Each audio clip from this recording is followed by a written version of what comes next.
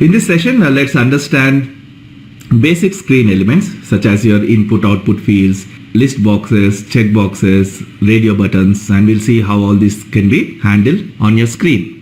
To design your screen, we first go to our screen. So in this object navigator, you can expand your folders. So whenever you're creating any object, it is creating different folders. So when I created this PBO module, it created this folder. So if you want to check all the PBO modules, they'll be under this folder. Similarly, all PAI modules will be under this folder, and screens will be under the screens folder. And we have created one screen. So I'll double click on the screen, and to access the graphical screen painter, click on this layout button. It will open this graphical screen painter. And as I said, this is available only for SAP GUI for Windows. So if you are using a Mac PC, then you won't be able to use this graphical screen painter. There's also another alphanumeric screen painter, but for that you have to manually maintain the positions of your elements, and it's very difficult. So I recommend that if you want to work on module pool programming, get access to a Windows PC where you can use this graphical screen painter. On the left hand side, you have various elements, like you can create a text field, input output field, checkbox, radio button, push buttons, tab strip controls, subscreens, all these things. So we'll see one by one. So initially we'll create couple of fields. So I'll create one input field where I can input a material number, and then I'll create one more field where I'll display the description of that material. So on some basic screen elements. To create a field, either you can manually maintain the field, or you can also pick the fields from the above dictionary using a structure or a table. So when I pick the fields from above dictionary, it will automatically pick all the properties such as field labels, all these things for your screen elements. Or else if you are manually maintaining it, then you have to maintain all these things manually. So we'll start with maintaining these things manually, and later we'll also try to pick up some fields from the above dictionary and see how it works. So I'll create, first I want to create one input field. So first I'll create a text field to maintain the label. Since we won't be maintaining any data in this text field, we'll just display static text. So I'll create, you have two options here, name and text. In name, you can provide the field name. For text fields, it's not mandatory. If you leave it blank, it will automatically generate the name. But for input output fields, it is mandatory that we also give the name. So for text fields, we generally maintain the text. So I'll say material number, and I'll pick this input output field. So you have to select this here, and then leave your mouse, go to a position where you want to put the field, click and drag. So it will create that field. And here if you see, this has become mandatory. So let's say I'll give it v_matnar as the field name, and you can select and drag and drop to adjust the positions. So I have one field label and field. Similarly, I'll do it one more time for my description field. So I'll say description. So for the labels, I'm using this text, and for data, I'm using this input output field. So for the description, I'll maintain v_maktx. Okay. So this input output field I named vmatnar, and this input output field I named vmaktx. These names are important. You don't have to do anything extra to transfer the data from screen to program. When I say screen to program, the user is entering the data on the screen in the presentation layer. However, your program is running in the application layer. So whatever data the user inputs on the screen in the presentation layer should be transferred to the program in the application layer. So this data transfer happens automatically when you maintain the data object and screen field with the same name. So for example, here I have given the screen field name as vmatnar, And if I define a data object with the same name in my program, then this screen field will be automatically linked with that data object, and whatever data the user inputs here will be automatically stored in that data object in my program. So you don't have to do anything extra. The screen processor will take care of this data transfer for you automatically. So we have two fields now. I'll activate, and if I go back to this flow logic, and if you look at this element list, whatever fields I maintained there are automatically added in the element list, right? And since for those labels I did not give any name, so it has automatically generated some names for them, right? However, for the input output fields I gave the names, so those names are maintained here. Now our requirement is, we'll first display the screen. On the first field the user will input some material number, and once he hits enter we have to display the description in the second field. And all the data will be transferred from screen to program in PAI event, and the data from program to screen will be transferred in the PBO event. Okay, so in the PAI, first I'll in the main program, to ensure that that data that the user inputs on the screen is transferred to my program, I'll define these data objects vMatnar. Since I named my screen field vMatnar, I'll define a data object with the same name vMatnar, type matnar, and vmktx, type mktx. Now all I have to do is, whatever the material number the user inputs will be stored in this vMatnar. Using that, I should get my description and store it in vmktx, and this will be automatically transferred to the screen when the PBO event is triggered before the screen is displayed. So in PAI, I'll write one select statement. Let's say select single mktx from mkt into v_mktx, where matnar equals to whatever the user inputs in this vMatnar field, and I'll restrict this to English language. Okay, so I've activated. I've just maintained some select statement in the PAI module, that is called, I'm not writing anything PBO. At this point, if I run my transaction code, if you see /n, I have these two fields. When I input the material number and hit enter, it is displaying the description in the second field. So if you want to see this in debug mode, I'll give the material number, I'll turn on the debugger, I'll hit enter.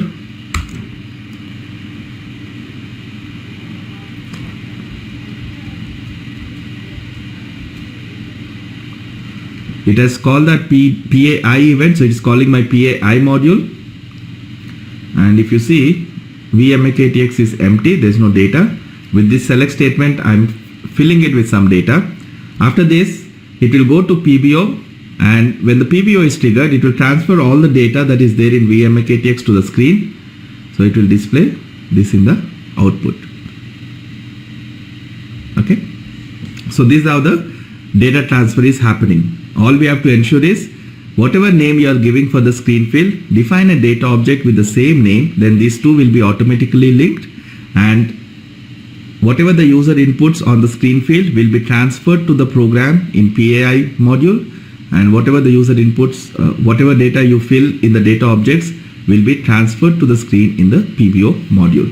So for example, if I change this description to something, and if I turn on the debugger again, you'll see vMatnar will have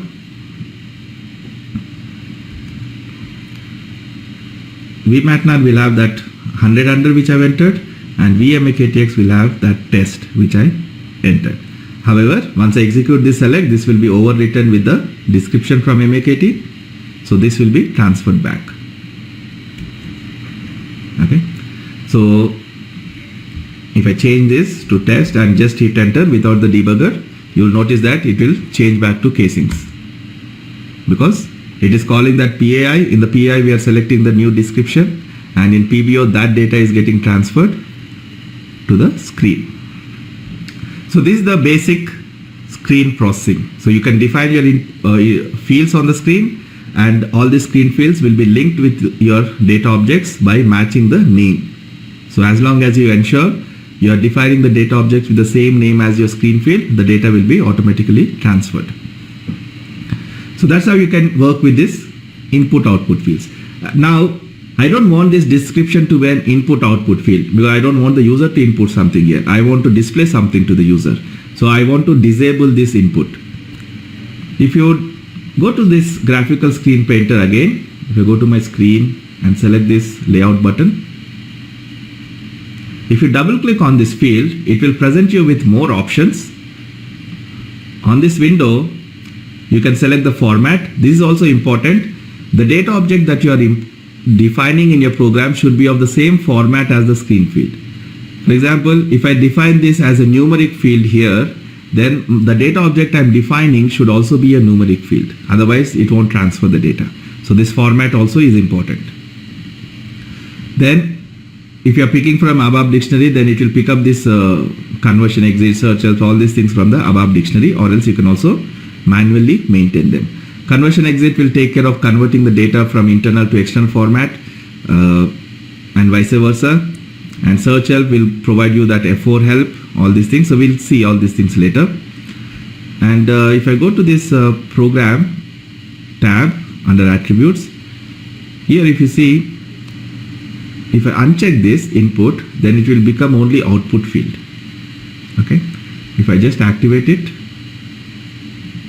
and now if I run my transaction, you see this has become input disabled, so I cannot input anything in this field, but whatever I input here and hit enter, it will display the description. If you don't want this border also, then I can maintain this output only, so then it won't even display that border. So like that you can maintain different properties in the attributes.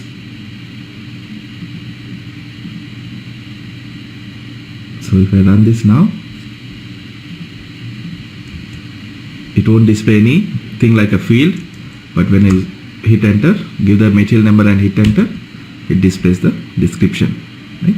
So you can control these properties statically by using that attributes in the screen painter, or else we can also manipulate these properties dynamically in the PBO event. So we'll also discuss that later when we reach there. So these are your basic input output fields. Now if you want to have radio buttons, checkboxes, then you can select this checkbox and give here, for example, I'll say P_ monthly. For checkboxes we generally maintain CK or CH _ monthly, and I'll give some description. So I'm trying to create few checkboxes where the user can select monthly, quarterly, quarter,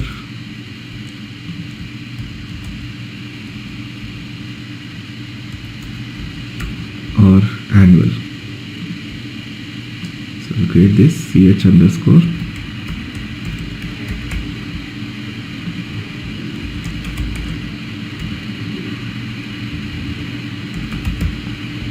So I have 3 checkboxes, and all I have to do is define these checkboxes in my program. So this is CH_ monthly, this is CH_ quarter, this is CH_ annual. So I'll go to my program, activate it, go to my program and maintain those checkboxes, data CH_ monthly. If I don't give any data type, then it will be by default character 1 field. So I just want, for checkboxes and radio buttons, you just have to define a character 1 field. So when the user selects that checkbox, then this particular field will be filled with X. So that's how you identify that the user has selected the checkbox. So you say CH_ monthly, CH_ quarter, and CH_ annual. So it should create me these three data objects, and in my PAI I can write the check for it. If, for example, if I say if ch underscore monthly is not initial, that means the user has selected that checkbox.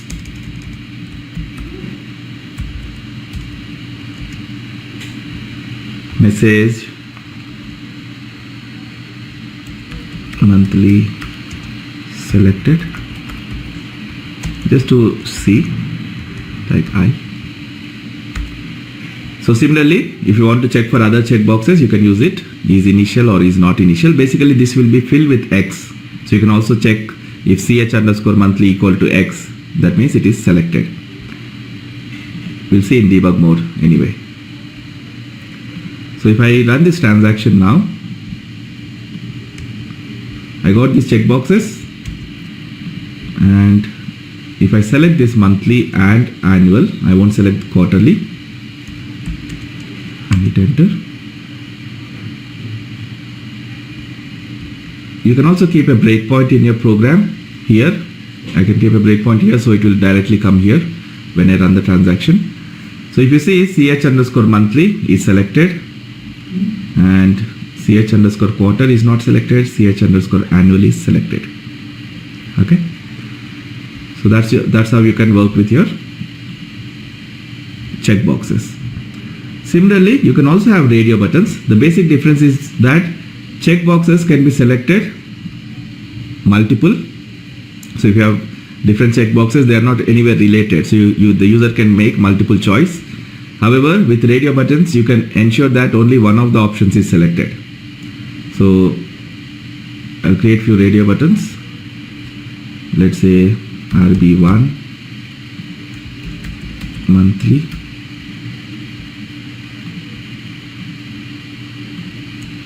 RB2 quarterly, and RB3.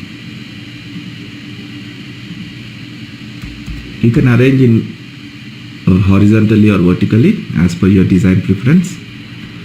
Let's say annual.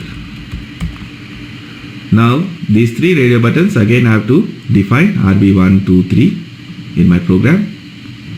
So I'll go to my main program and I'll say data RB1, RB2, RB3. However, if you see at this point, if I run the transaction, it displays the three radio buttons, but all of them are selected,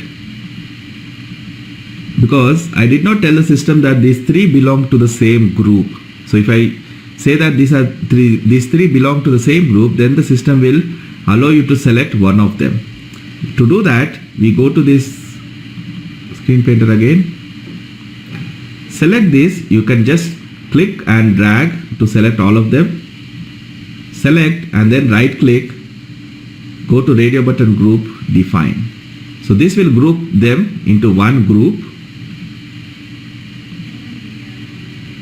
Now if I run the transaction, so you see one of them is selected. So I can either select one of them.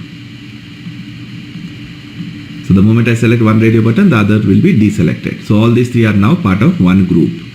So again, in the program, you can check for initial, not initial. They'll also be filled with X. If it is selected, then this radio button will be filled with X. So the corresponding data object, you check whether it is space or X. So you can use this syntax, is initial, is not initial, to identify if it is selected or deselected. So that's your radio buttons.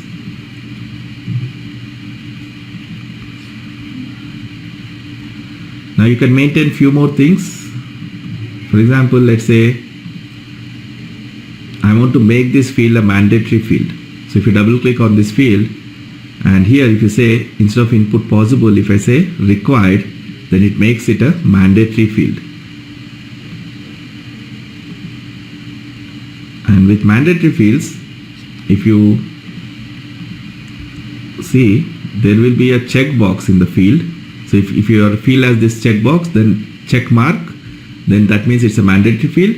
Without entering this field, if I try to perform any action, then it will give this error saying that fill all the required fields. So if you want to make any of the fields on the screen mandatory, you can use that option. Okay, so these are your basic screen elements that you can do. Similarly, you can have these push buttons. So for example, I can create one push button and name it submit. And if you double click on this push button, we can assign something called a function code, FCT code. So let's say I'll give this submit as the function code for this button. What happens is whenever I select this button, the system will trigger PAI and it will pass this function code, which I can check in my program to identify that this push button is triggered. So if I see this now, in my PAI module, I can say something like case SciUCom. So that function code will be passed to this SciUCom field. End case. So if you have different buttons, then you can say case SciUCom end case when submit, because I gave the function code as submit, I'll execute this code, and when let's say you have one display button, so you can say when display, you can execute that code. So like that you can restrict your code so that this select will be executed when they click on submit and will be displaying the description only when they click on submit. So if I keep a breakpoint here on this case statement and run my transaction, I have the submit button. I'll give the material number, and if I simply hit enter, I won't click the submit button, I'll simply hit enter. It will trigger PAI, so it's stopping at my breakpoint. But if you see SciUCom, it is empty, because when you hit enter, it doesn't update SciUCom with any value. It will be empty. So it's simply triggering the PAI, but nothing is passed into SciUCom. However, I am restricting this code to be executed only when SciUCom is having this submit as the value. Right? So this select is not executed, it is skipped. So when I see my screen, the description is not displayed because my select itself is not executed. However, if I click on this submit button, I clicked on the submit, and if you see SciUCom, you'll see that submit function code, not the name of the push button, but the function code I maintained. That value is passed here, and it is displaying it is executing that select and displaying my description. So you can do various things like this. Let's say I'll create one more push button.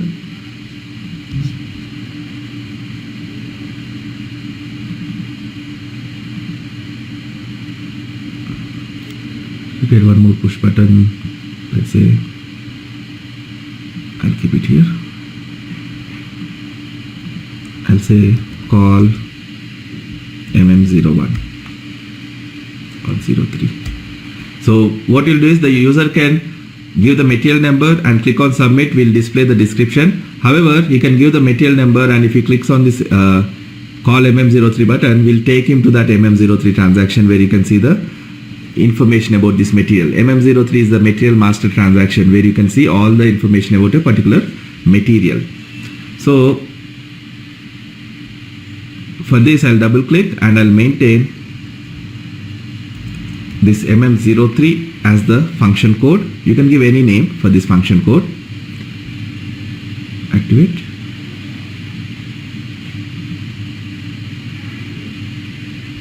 Now if I go to my PAI module, under when, instead of display, I'll say MM03. If that button is selected, I'll use this statement call transaction. This statement will call the transaction. mm03. So if you want to call any transaction from your program, we use this call transaction and give the transaction code name. Then it will call that transaction. Now if I execute,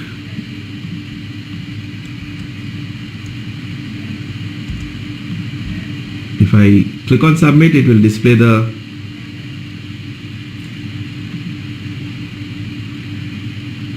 description. If I click on this mm03, call mm03, again it will trigger my PAI, and Sayucom will have this mm03 as the value, and so it will execute this code where I am calling mm03. So it will take me to that mm03 transaction where I can give the material number and see all the information about this material. Once he sees the information, you can click on back to come back to our program. Okay. Now I clicked on this button to go to mm03. Now I simply hit enter. I won't click on this button again. I'll simply hit enter. And if you see this Sayucom field, it is still having my previous action. I clicked on mm03 previously to go to mm03, but now after I came back to my transaction, I simply hit enter. And since this enter action doesn't update anything in Sayucom, it is still holding that previous action, the previous function code. So it will again take me to mm03, which is not the expected behavior. So what we should do is, ideally, once the action is performed, once this is done, once I enter here, I should generally clear that Sayucom, so that in the next action it won't be having that previous value. However, Sayucom is a system field and it is not recommended to change the values of these system fields. So you should never clear these system fields. So for that, what we do is, instead of using this Sayucom to check the function codes, if you go to the screen elements, there is one field at the end you'll find which is of type OK. So we call it OK code field. So we'll give this OK underscore code as the name for it, and you define this OK code field in your program.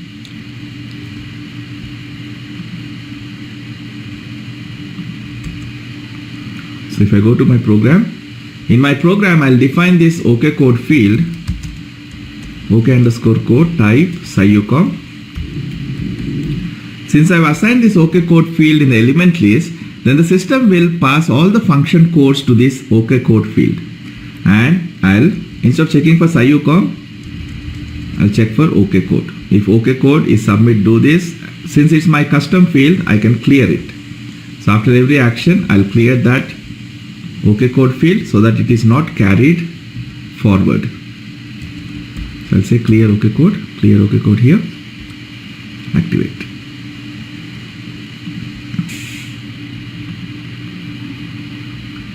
Now, if I see, if you don't maintain this in the element list, then it will not transfer that function code. So you have to first maintain this in the element list, and whatever name you are giving for this OK code field in the element list, define the same in your program as type Sayucom. Now if I see, if I give this number and click submit, my OK code field is having that function code, so it will work. It will trigger this code, and if I click on mm03, call mm03 button,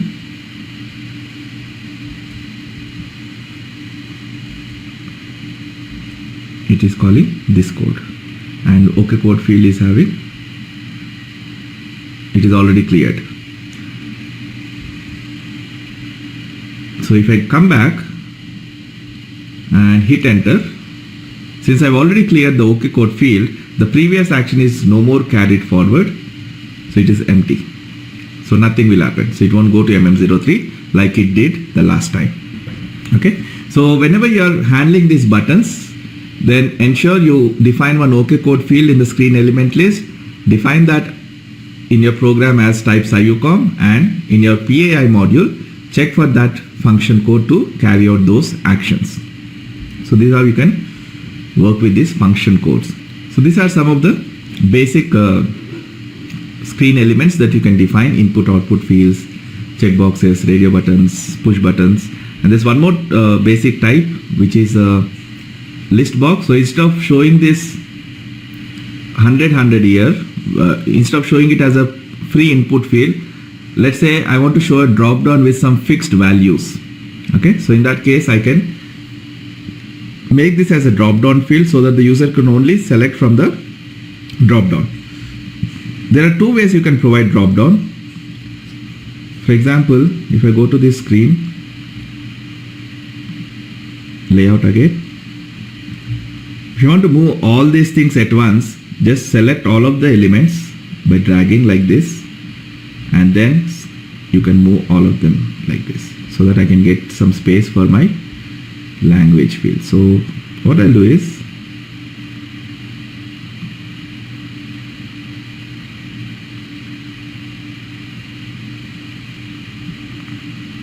I'll maintain this as language, and I'll make it an input output field. Let's say v underscore spras. And if I double click on this field, here if you see, there are two options: list box with key. First I'll select this list box with key. When I do that, this becomes a drop down box, and under value list again you have two options. If I say A from program, then I have to write the code in my program to fill this drop down, or else if you leave blank, it will try to pick up from the dictionary based on the data element that you will be assigning for this field. So if I, at this point, if I activate, my field name is v underscore spras, and in my program if I define this v underscore spras type spras,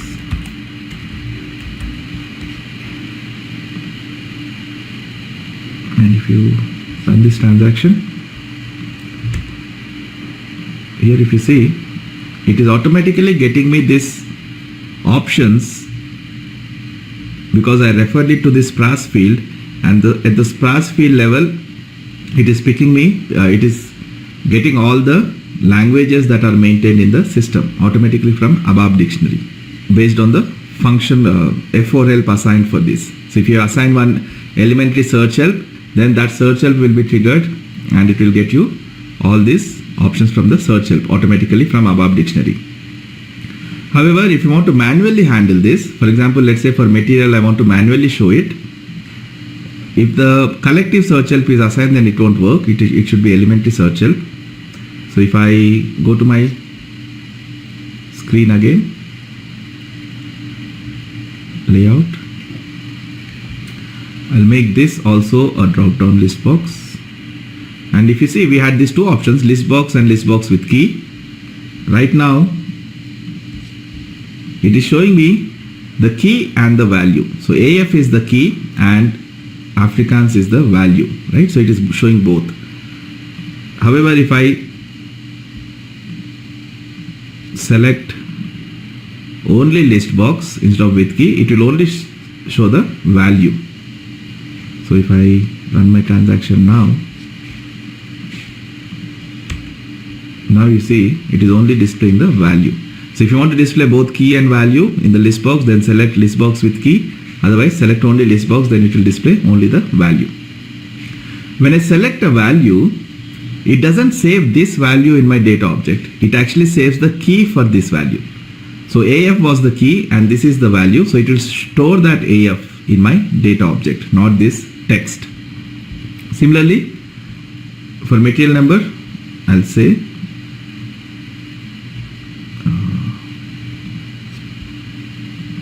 list box and we'll say from program. If you actually press F1 help in this field, value list field, it will show you the documentation.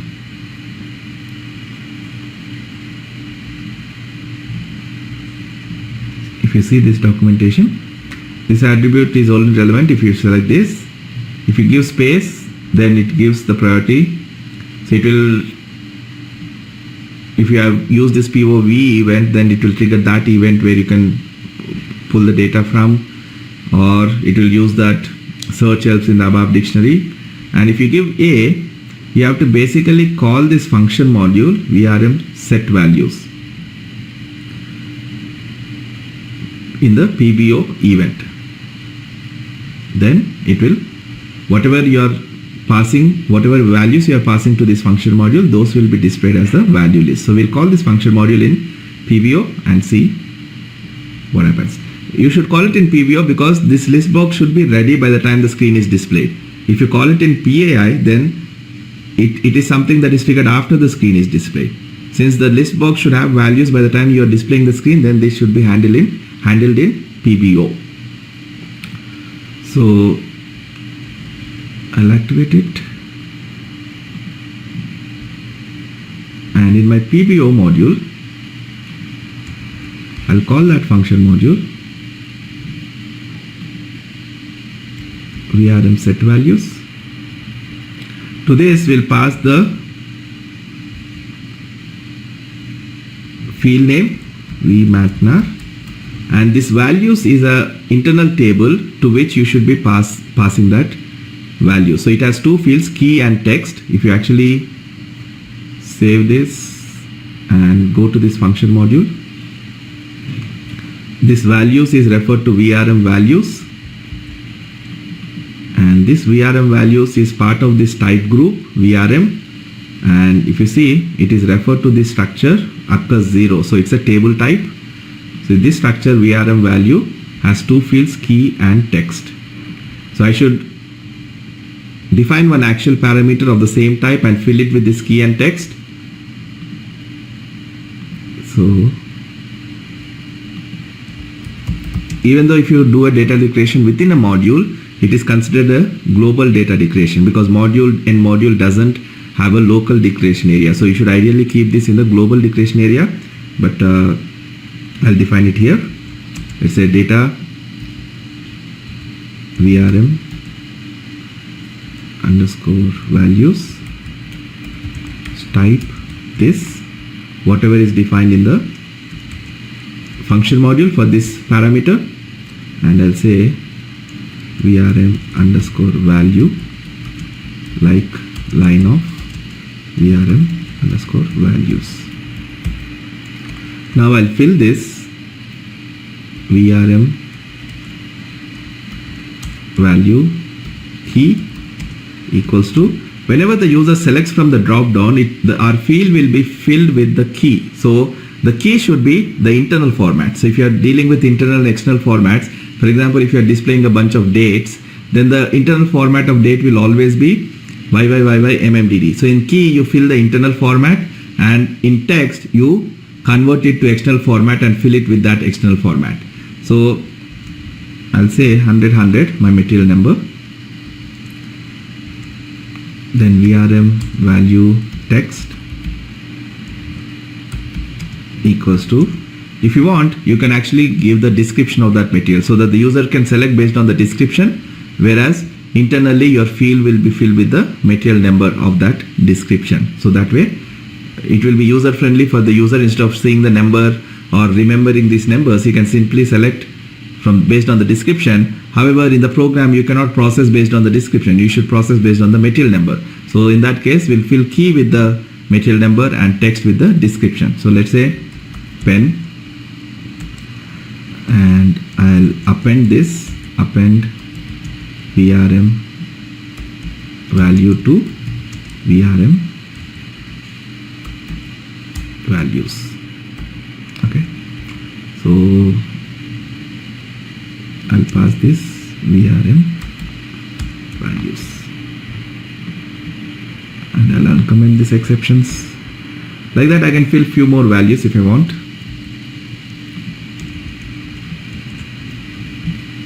So I'll say 100, 200, pencil, 200, 300, say book. Now if I run my transaction, you'll see it is displaying me these three options. So I can only select from one of three. This is no more a free input field. So the user cannot input whatever he wants. He has to select one of this. So let's say I'll select pencil. And if you see in debug mode, v_matnr,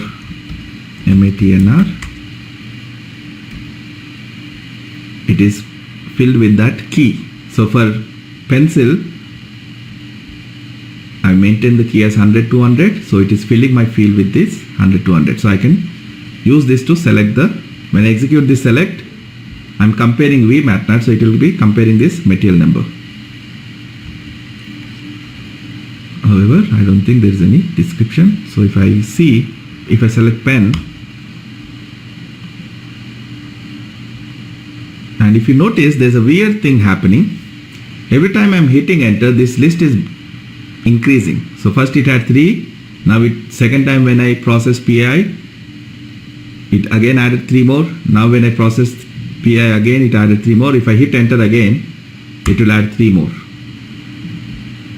Okay, another 3 entries are added. So the same entries are getting repeatedly added. That's because every time I'm hitting enter, it is triggering this PAI module, and then it is going to PBO and executing this code. So for example, if I keep a breakpoint here and run this transaction fresh,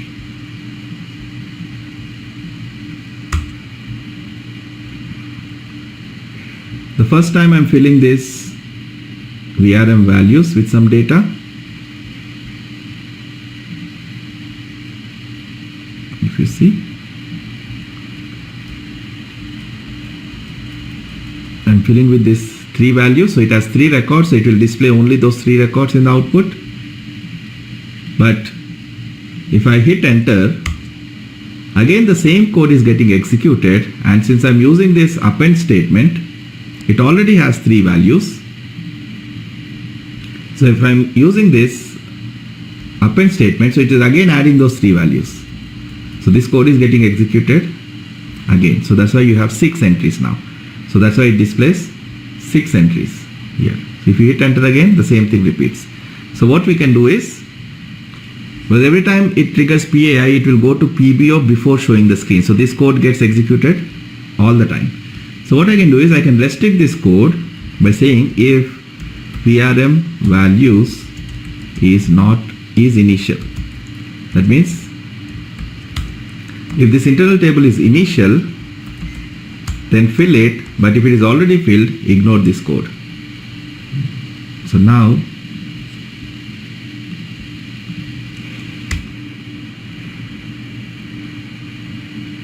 the first time it will have 3 records, and if I hit enter, it doesn't fill it again because it's only having 3 records, and we are not getting the description. That's because I've restricted it to submit. So if I click on submit, it should get the description. Okay, so this is how you can, if you want to handle this drop down list box manually in your code, you call that function module VRM set values. However, you can also use a data element, and if the data element is assigned one search help, then it will pick up that from the search help also.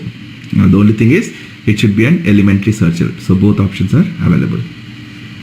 So these are some of your basic screen elements that you can define on your screen. Okay, but however, there are few issues, like every time the code is getting executed, for example, if I keep my breakpoint on the select statement,